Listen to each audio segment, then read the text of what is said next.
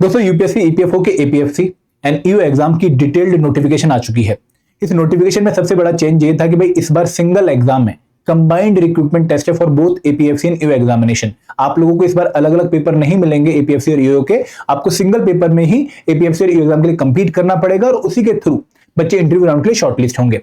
तो जो बच्चे ऑलरेडी इस एग्जाम की प्रिपरेशन कर रहे थे उनका सवाल ये है कि सर क्या इस चेंज को आने के बाद हमें कुछ डिफरेंट तरीके से एग्जाम की प्रिपरेशन करनी चाहिए, क्या हमें अपनी प्रिपरेशन स्ट्रेटजी में कुछ बदलाव करने चाहिए। तो आपका जो डाउट है वो मैं इस वीडियो में रिजॉल्व करने की कोशिश करूंगा। मैं आपको एक अच्छी सलाह दूंगा यहाँ पर, तो आप ये वीडियो एंड तक पक्का देखिएगा। लेकिन आगे बढ़ने से पहले मैं आप लोगों से रिक्वेस्ट करूंगा कि अगर आप लोग एपीएफसी एग्जाम की प्रिपरेशन कर रहे हैं, ईओ एग्जाम की प्रिपरेशन कर रहे हैं, तो आप लोग हमारा चैनल सब्सक्राइब करना ना भूलें और आप हमारी कंप्रेहेंसिव गाइड बुक डाउनलोड करना ना भूलें, जो कि आपके लिए टोटली फ्री है।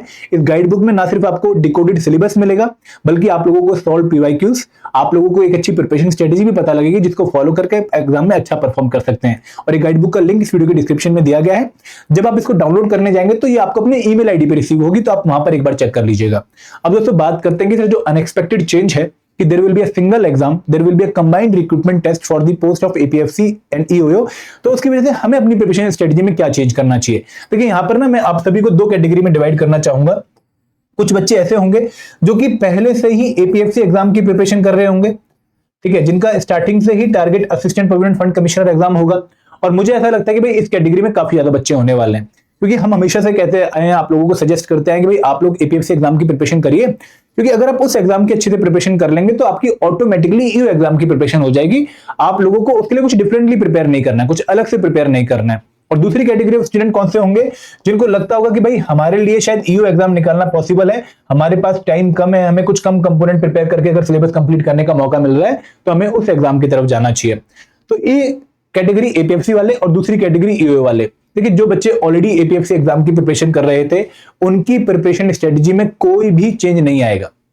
मैं दोबारा से क्लियर करना चाहूंगा कि आप जो प्रिपरेशन स्ट्रेटजी एपीएफसी एग्जाम को क्वालिफाई करने के लिए, आप जो स्टडी प्लान एपीएफसी एग्जाम को क्वालिफाई करने के लिए, आप जो अप्रोच एपीएफसी एग्जाम को क्वालिफाई करने के लिए फॉलो कर रहे थे, आपको वही कंटिन्यू रखनी है फॉलो करनी, क्योंकि वही स्ट्रेटजी आपके अभी भी काम आने वाली है। एपीएफसी एग्जाम के पैटर्न में, स्टाइल में कोई डिफरेंस आपको देखने को नहीं मिलने वाला है। एंड क्योंकि एक सिंगल एग्जाम होने वाला है, आपको जो है इसके लिए अगर एपीएफसी एग्जाम के लिए प्रिपेयर आप कर रहे हो तो आपको कुछ भी डिफिकल्टी आपको नहीं आने वाली है। आपकी प्रिपरेशन स्ट्रेटजी जो ऑलरेडी थी वही आपको हेल्प कर देगी एग्जाम क्वालिफाई करने में, ठीक है। तो यहां पर जो एपीएफसी वाला बच्चा है उसको कोई भी चेंज अपनी स्ट्रेटजी में नहीं लेकर आना है, ये बात आप ध्यान से समझ लीजिए। आप अपना ऑलरेडी फॉलोड जो स्टडी प्लान है उसी को आगे फॉलो करते रहिए। हाँ, पर यहाँ पर मैं एक चीज और बताना चाहूंगा कि भाई अगर आप लोग सोच रहे थे कि भाई आपका कंपटीशन सिर्फ 74 वैकेंसीज है, तो वो अब आपको थोड़ा सा एक डिफरेंट अप्रोच फॉलो करनी पड़ेगी। आपको एडवांटेज ये हो गया कि भाई अब आपके लिए 230 वैकेंसीज में कंपीट करने का मौका है, ठीक है। आप 230 वैकेंसीज के लिए एग्जाम कंपीट करोगे और आपको अराउंड 700 बच्चों में आना है for getting selected for the interview round. तो यहां पर आपके लिए थोड़ा एडवांटेज है। मैं अगर जो एपीएफसी का माइंडसेट वाला बच्चा था कि भाई अब वैकेंसी 74 नहीं 230 के लिए कंपीट करूंगा, अगर एपीएफसी नहीं भी हुआ तो उस एग्जाम के थ्रू ईओ में कहीं ना कहीं फंस जाऊंगा, तो आपके लिए पॉजिटिव पॉइंट है। अब बात करते हैं ईओ वाले बच्चे की जो ऑलरेडी एग्जाम की प्रिपरेशन कर रहा था।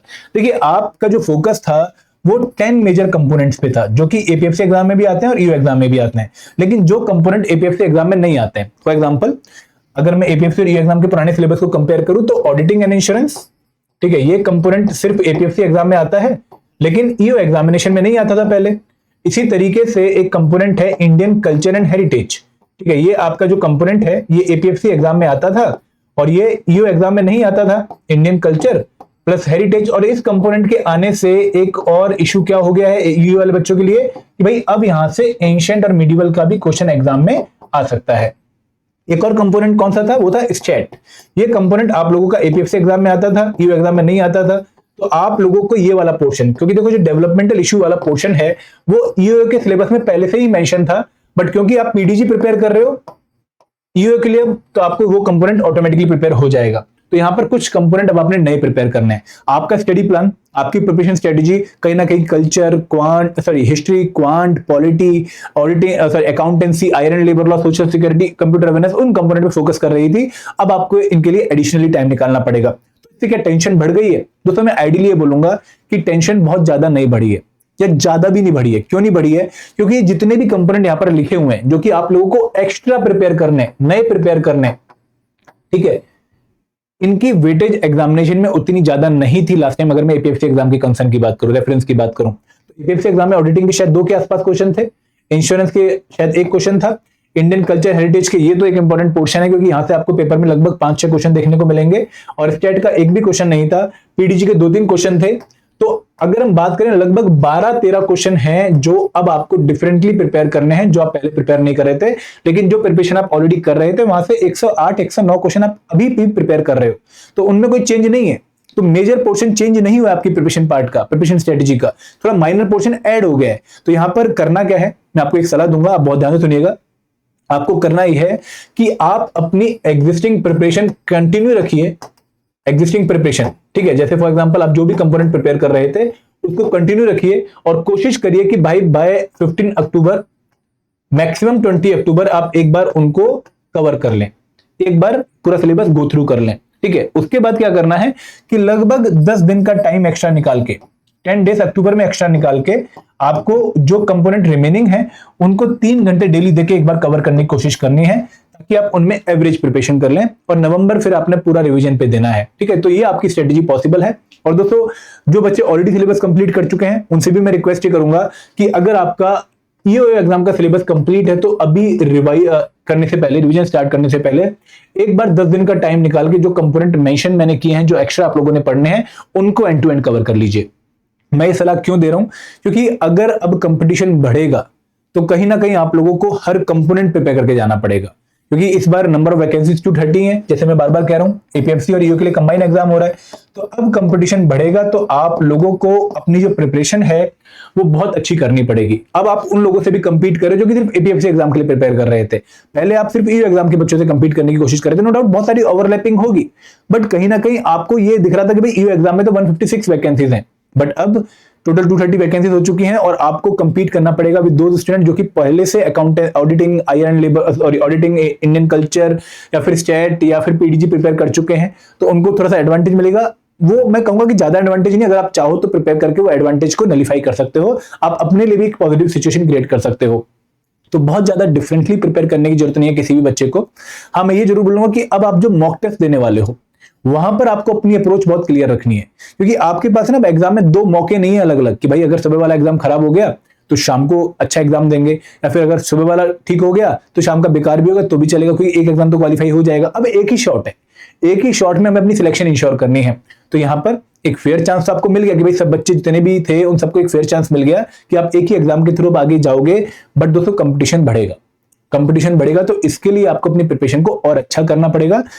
जहां पहले आप 8 घंटे दे रहे थे 8.5-9 घंटे कर दो, जहां पहले आप 6 घंटे कर रहे थे 6.5-7 घंटे कर दो, टाइम बढ़ाओ, क्योंकि this is a golden opportunity कि भाई आप ईपीएफओ में शामिल होकर एक बहुत अच्छी ऑर्गेनाइजेशन का पार्ट बन जाओ। तो उसके लिए कोई भी कसर नहीं छोड़नी है, मौका बार बार नहीं मिलने वाला है। तो अगर मैं समराइज करूं सारी चीजों को कि भाई अगर अनएक्सपेक्टेड चेंज हमें देखने को मिला है इस बार के पैटर्न में कि एक सिंगल एग्जाम होने वाला है एपीएफसी और ईओ का, तो हमारी स्ट्रेटेजी में क्या चेंज आना चाहिए कि भाई अगर हम ऑलरेडी एपीएफसी एग्जाम की प्रिपरेशन कर रहे थे तो हमें कोई चेंज वहां पर नहीं लेकर आना है। हम अगर ईओ एग्जाम की प्रिपरेशन कर रहे थे तो हमें 4 कंपोनेंट्स को एक्स्ट्रा टाइम देकर प्रिपेयर कर लेना चाहिए, जितना जल्दी हो सके बिल्कुल उतना। बट यहां पर पहले जो कंपोनेंट प्रायोरिटी वाले हम ऑलरेडी प्रिपेयर कर रहे थे उनको ही कंप्लीट करने के बाद हमें इन कंपोनेंट्स को पिक करना चाहिए, इनको बीच में जो नहीं घुसाना है ताकि हमारी एग्जिस्टिंग प्रिपरेशन कंप्रोमाइज ना हो।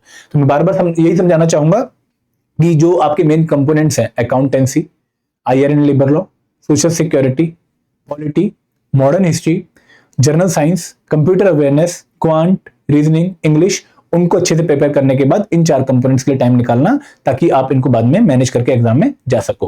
दोस्तों अगर कोई और डाउट है आपके मन में तो आप प्लीज चैट बॉक्स में बता सकते हैं। This is all from my side. हाँ, अगर आप इन एग्जाम्स की प्रिपरेशन कोर्स के थ्रू करना चाहते हैं तो हमने आपके लिए डेडिकेटेड कोर्सेज लॉन्च कर रखे हैं। मैं आपको दिखा देता हूँ। आप लोगों को करना क्या है कि आप लोगों को हमारी वेबसाइट जो है एडुटैप, वहां पर आपने जाना है। एडुटैप पे जाके आप जो है हमारे जो पेज है वहां पर जाएंगे। इस पेज पे जाके अपने कोर्सेज पे जाना है। कोर्सेज पे जाके आपको ईपीएफओ कोर्सेज पे जाना है और यहाँ पे आपको हमारे तीनों कोर्सेज के बारे में इंफॉर्मेशन मिल जाएगी। हमारे 3 कोर्सेज हैं। पहला कोर्स है मास्टर कोर्स, ठीक है। This is the comprehensive course covering all the component of APFC new examination. और यहाँ पर जो लाइव क्लासेस हैं वो 4 अगस्त 2025 से स्टार्ट हो रही हैं। आपको हर कंपोनेंट के लिए लाइव क्लासेस यहाँ पे except current affair and state मिलेंगी। आप इनको एंजॉय करके most important syllabus topic exam के लिए कवर कर सकते हो। जो इस बच्चे को लिमिटेड कंपोनेंट्स प्रिपेयर करने हैं वो रिकॉर्डेड वीडियोस भी देख सकता है। लाइव क्लासेस की भी आपको रिकॉर्डेड वीडियोस मिल जाएंगी, प्लस यहाँ पर डाउनलोडेबल नोट्स हैं, चैप्टर वाइज क्विज है और फुल लेंथ मॉक्स है और वीकली मेंटर टॉक है। सिमिलरली दोस्तों यूपीएससी वाले बच्चे के लिए स्पेशल सब्जेक्ट कोर्स है, जो कंपोनेंट उसने कभी प्रिपेयर नहीं किया वो यहाँ पर आके उनको प्रिपेयर कर सकता है। लाइव क्लासेस भी आपको यहाँ पर मिलेंगी। और टेस्ट सीरीज कौन से बच्चों के लिए है, जो एक बार सिलेबस कंप्लीट कर चुके हैं और सिर्फ रिवीजन और प्रैक्टिस करना चाहते हैं, वो इस कोर्स में आ सकते हैं। तो this was regarding our courses का लिंक आपको इस वीडियो के डिस्क्रिप्शन में मिल जाएगा, आप वहां पर जाकर हमारे कोर्सेज को चेक कर सकते हैं। कोई क्वेरी है, कोई डाउट है, आप 8146207241 पे कॉल करके अपने डाउट्स को रिजॉल्व करवा सकते हैं। This is all from my side. Thank you very much. जय हिंद, जय भारत।